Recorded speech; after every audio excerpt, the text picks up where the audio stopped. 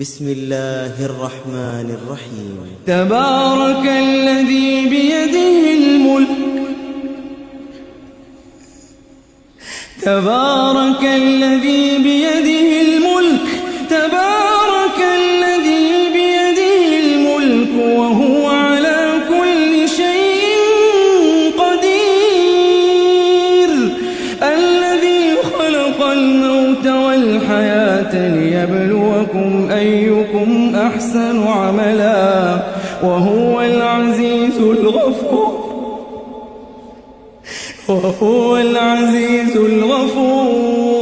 وهو العزيز الغفور الذي خلق 7 سماوات طباقا ما ترى في خلق الرحمن من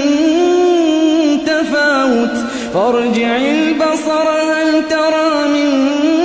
فطور ثم ارجع البصر كرتين ينقلب إليك البصر خاسئا وهو حسير ولقد زينا السماء الدنيا بمصابيح وجعلناها رجوما للشياطين وأعتدنا لهم عذاب السعير وللذين كفروا بربهم عذاب جهنم وبئس المصير إذا ألقوا فيها سمعوا لها شهيقا وهي تفور تكاد تميز من الغيظ كلما ألقي فيها فوج سألهم خزنتها ألم يأتكم نذير قالوا بلى قد جاءنا نذير فكذبنا وقلنا ما نزل الله من شيء إن أنتم إلا في ضلال كبير وقالوا لو كنا نسمع أو نعقل ما كنا في أصحاب السعير فاعترفوا بذنبهم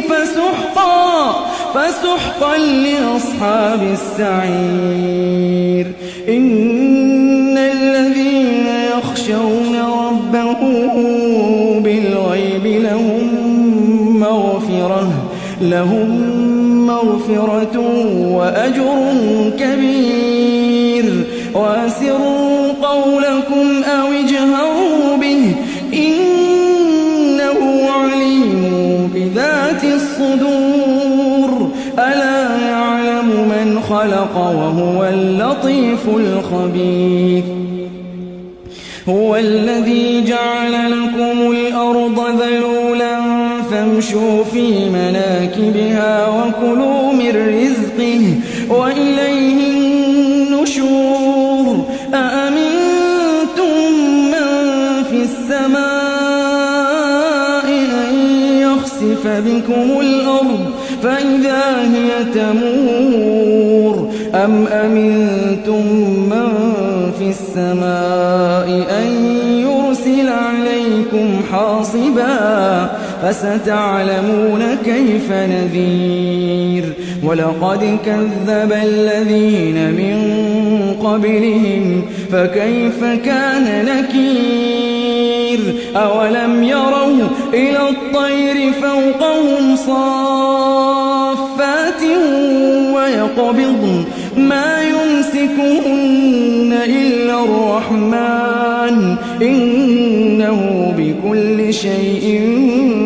بصير أمن هذا الذي هو جند لكم ينصركم من دون الرحمن إن الكافرون إلا في غرور أمن هذا الذي يرزقكم إن أمسك رزقه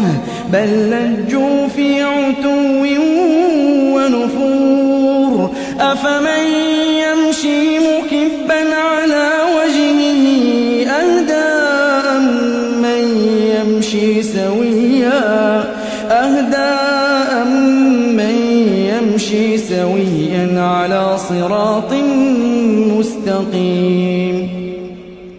قل هو الذي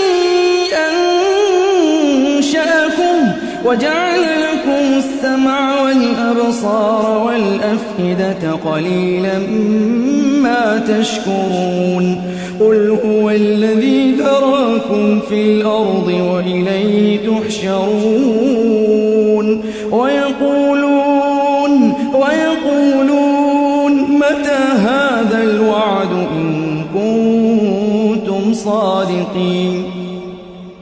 قل إنما العلم عند الله وإنما أنا نذير مبين فلما رأوه زلفة سيئت وجوه الذين كفروا وقيل هذا الذي كنتم به تدعون قل أرأيتم إن أهلكني الله ومن معي أو رحمنا فمن يجير الكافرين من عذاب أليم قل هو الرحمن آمنا به وعليه توكلنا فستعلمون من هو في ضلال مبين قل أرأيتم إن أصبح ماؤكم غورا فمن يأتيكم